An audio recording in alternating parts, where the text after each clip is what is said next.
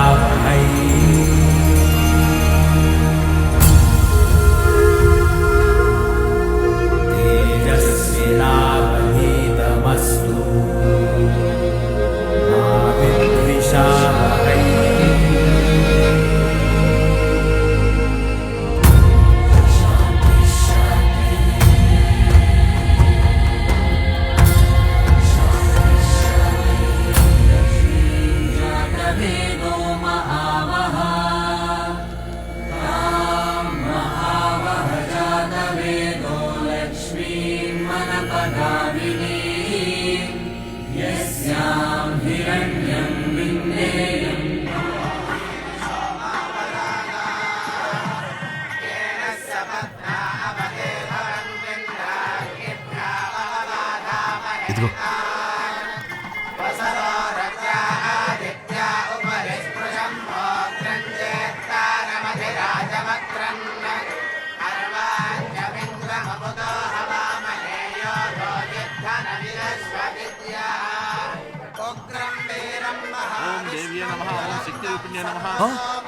అమ్మవారి మెళ్ళలో హారం కనిపించట్లేదు.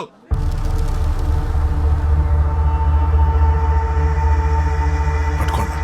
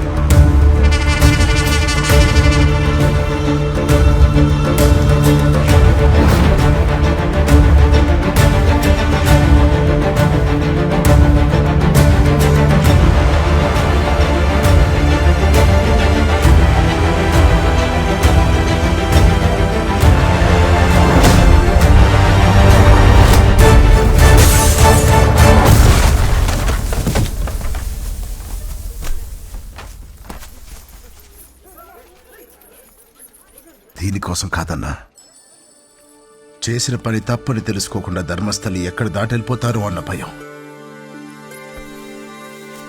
కొద్ది రోజులు ఇక్కడే ఉండి ధర్మం తెలుసుకుని వెళ్తారు గాని రండి.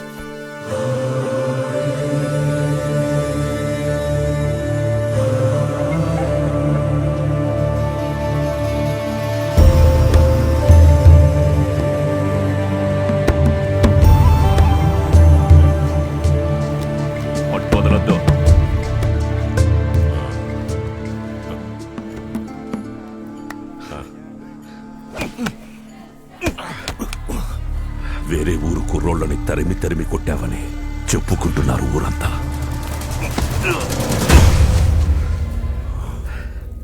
తప్పు తెలుసుకోకుండా వెళ్ళిపోతున్నారని ఆపేనంతే.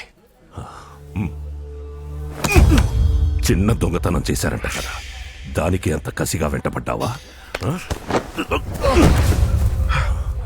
చేసిన పని ధర్మం కాదని చెప్తామని.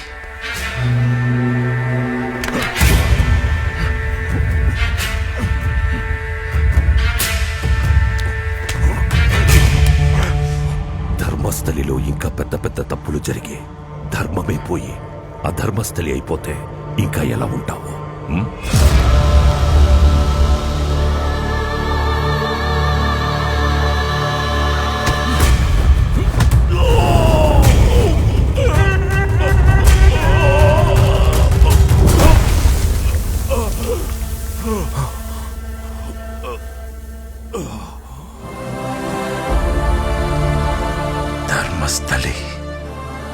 ఆ ధర్మస్థలి ఎలా అవుతుంది?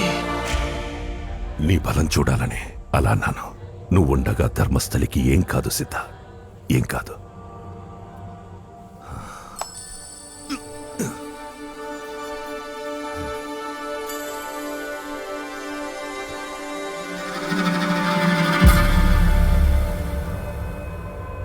నిజమే, వాడుండగా ధర్మస్థలికి ఏం కాదు. నువ్వు ఏం కాలేవు.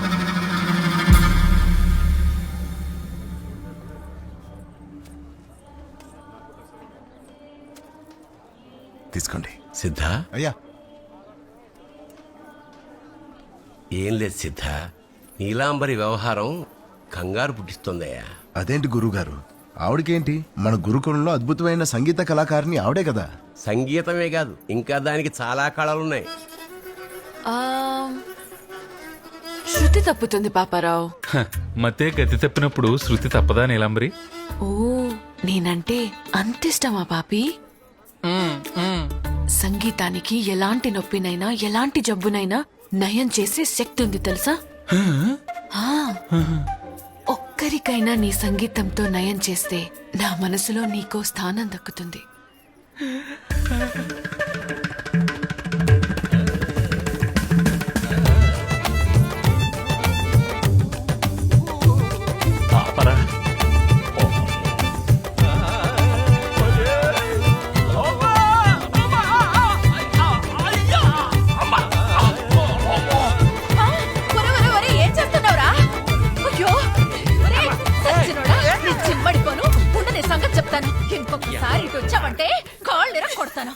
రోజు రోజుకి దాని అల్లరి పెరిగిపోతుంది. పూటకో పంచాయతీ తీసుకొస్తుంది కొంప మీదకి. మంచి పిల్లండి, తెలివైన పిల్ల. మెల్లగా చెప్తే నేర్చేసుకుంటది. ఒకే ఈడు వాళ్ళు కలిసి చదువుకున్నారు. కాస్త నువ్వే దానికి కుదురు నేర్పాలి నాయనా. ఇంకా నాకు వదిలేసేయండి. పొద్దునే వచ్చి ధ్యానం, సూర్య నమస్కారాలు నేర్పించేస్తా. మొత్తం సర్దుకుంటుంది. శుభం. నమస్కారం.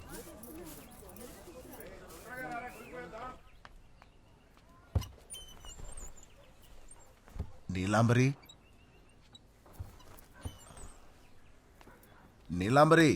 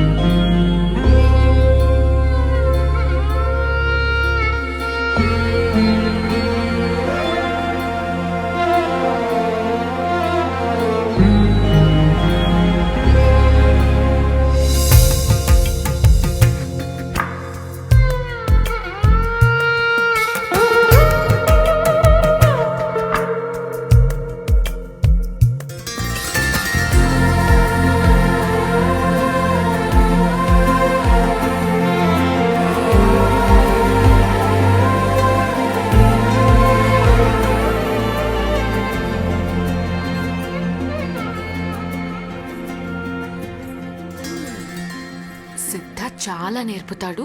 ఒళ్ళు దగ్గర పెట్టుకుని జాగ్రత్తగా నేర్చుకోమని చెప్పాడు మావయ్య. నువ్వేమో నాకు తప్ప అందరికీ నేర్పుతున్నావు. దా, నాకు కూడా ఏదో ఒకటి నేర్పు. అన్నిట్లో ఆరితేరిన దానివి. నేను నీకు పెద్దగా ఏం నేర్పుతాను? హ? అంటే అన్నీ తెలిసిన దానివి నా దగ్గర నుంచి ఏం నేర్చుకుంటావని. దా, మంచి పట్లు నేర్పు. రా. సరే మరి, మేము గోశాల దగ్గర ఉంటాం. నువ్వు ఒకే రోజు మొత్తం నేర్పించేయకుండా ఒక 2-3 మంచి పట్లు నేర్పించి వచ్చాయి. రండ్రా.